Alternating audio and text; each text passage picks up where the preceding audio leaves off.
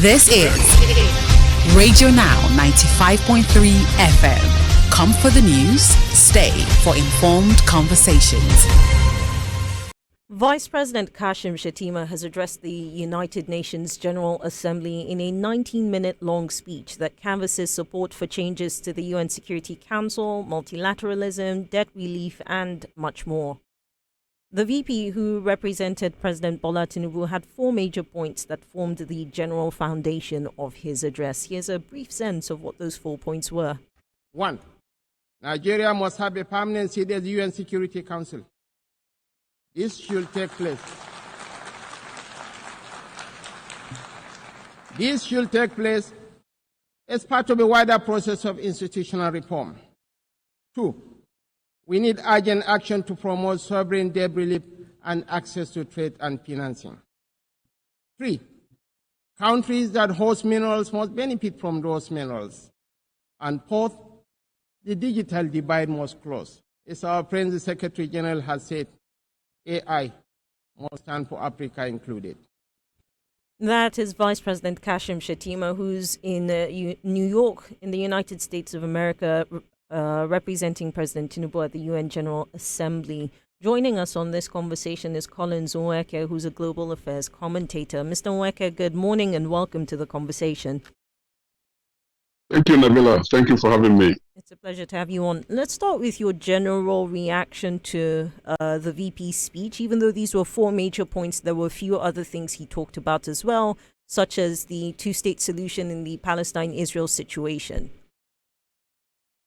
Right. It was obvious that the Vice President of Nigeria, Kashim Shettima, found himself in a situation where he had to rest on, the traditional kind of, UN General Assembly speech.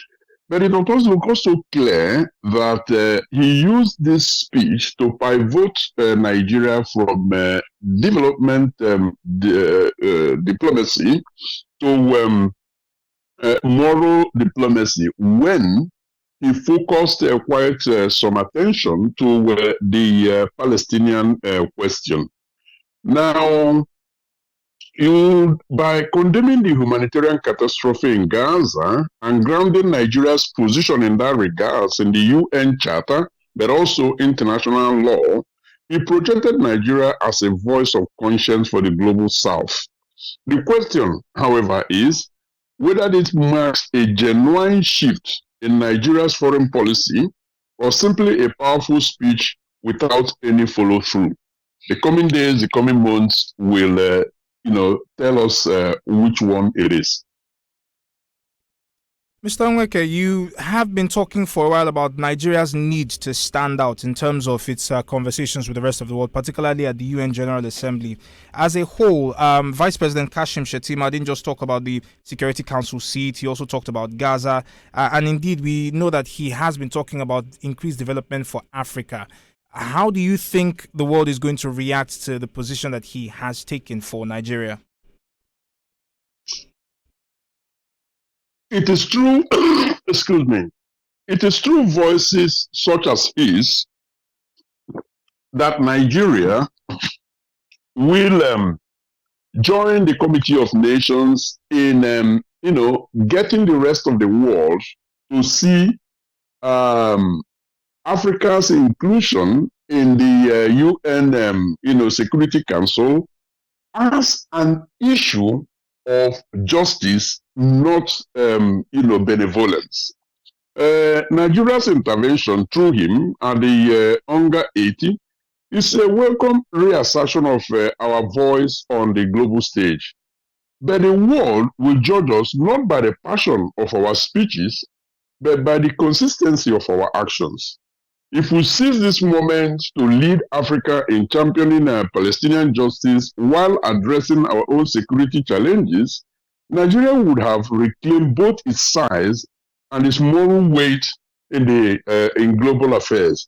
And so we're seizing the opportunity of the UN General Assembly, the 80th session, to do what he did, actually means that He is using the, highest platform available to him.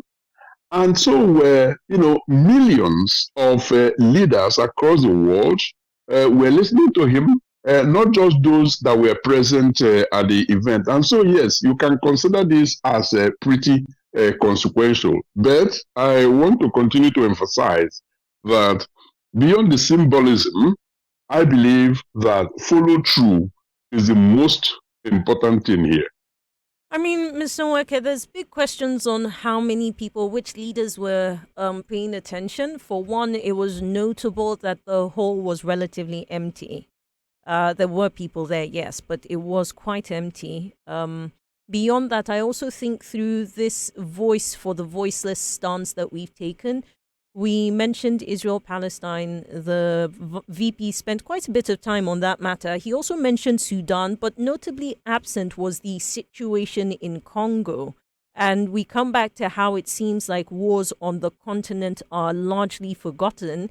And, what is happening in Europe or in the Middle East seems to take a lot more prominence, especially because the Western world is paying attention there. Yes, indeed. I will start with the nearly empty hall when he spoke. That was beyond his control.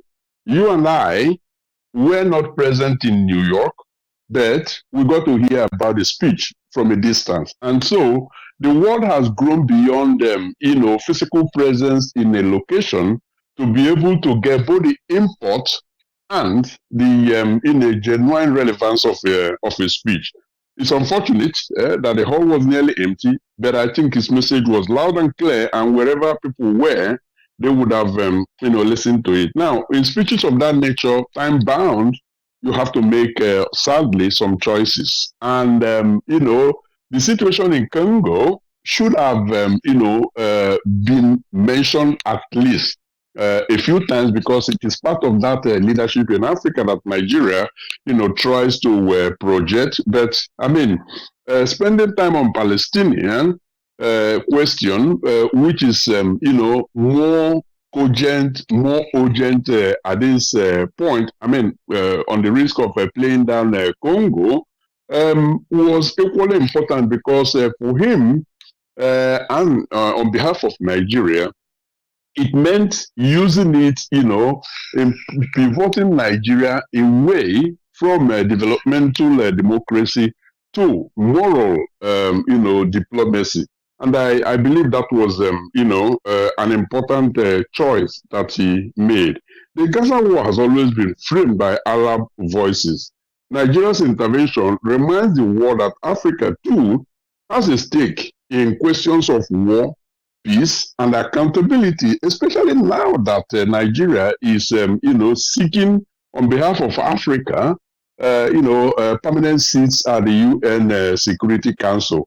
I think it was germane, and I think that the timing couldn't have been better. Mr. Nweke, thank you so much for your thoughts on this. I'm sure we'll have more time to dig into it a lot deeper at a later hour. We appreciate your time. Collins Nweke, our guest, is a global affairs commentator, joining us this morning to discuss Vice President Kashim Shettima's address at the UN General Assembly that's currently unfolding in New York in the United States of America. This is Radio Now 95.3 FM. Come for the news, stay for informed conversations.